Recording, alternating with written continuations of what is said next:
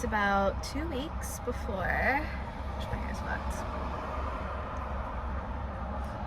It's about 2 weeks before I leave the country, and I'm actually really excited. I'm late to dinner with friends that I'm really excited to see and say goodbye to, but girl, I think it's now just starting to hit me, but I'm very excited. I just started packing, so everything finally feels real. I got a bunch of vacuum seal bags, so my plan is to just vacuum seal everything and stuff it into as many suitcases as I possibly can. And I think that's where I leave you guys, because I'm in traffic and my phone just fell and I don't have anything to put it on. But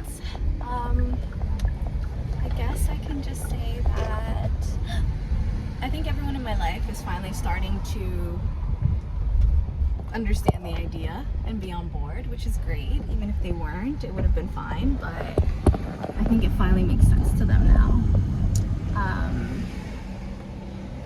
It's gonna stare at me. I don't know how people do this.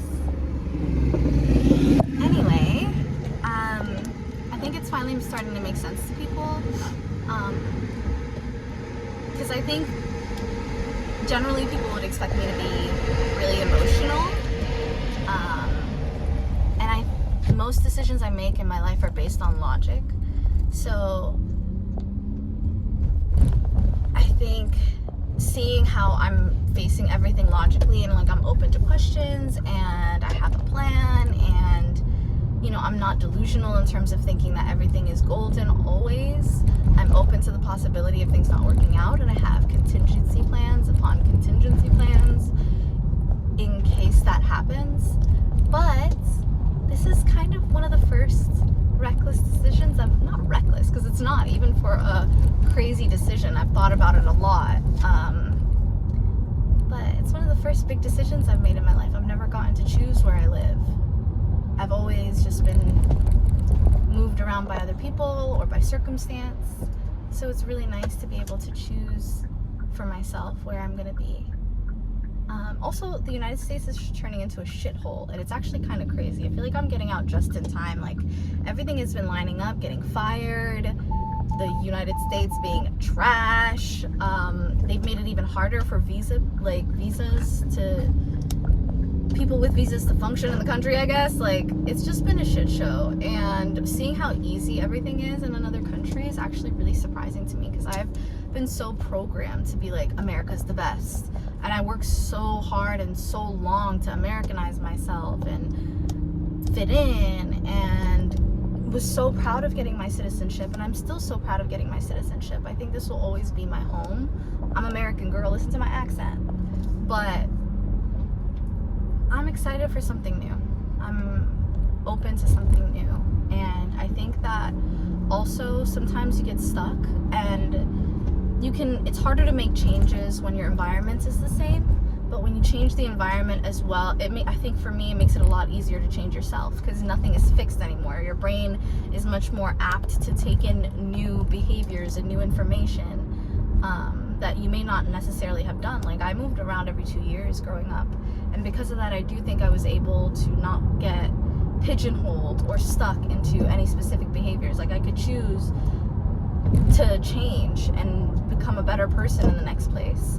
And I wasn't held back by circumstances or people or my history, the story I tell myself about myself, the story people tell me about me. Yeah, so I think sometimes a change of scenery can help a change of mind.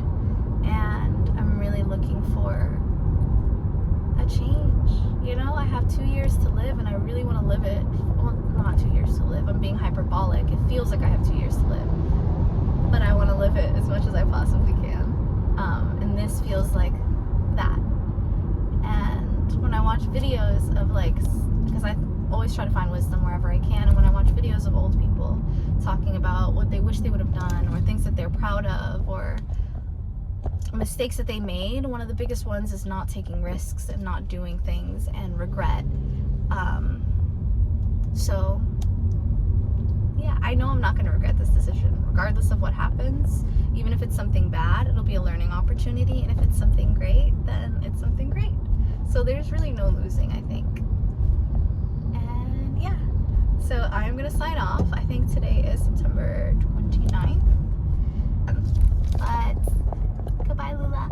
I hope the video essay and journaling is going well, and I'm glad you're documenting. Even having these points of reflection to talk and get it out, it feels like a journal, which my man has been telling me to do, and I've always wanted to do, but I just think writing is just not my format. I think video is better for me because it feels more like dialogue. It feels more like storytelling or just chit-chatting with my friends, who I'm chit-chatting with right now. Hey y'all.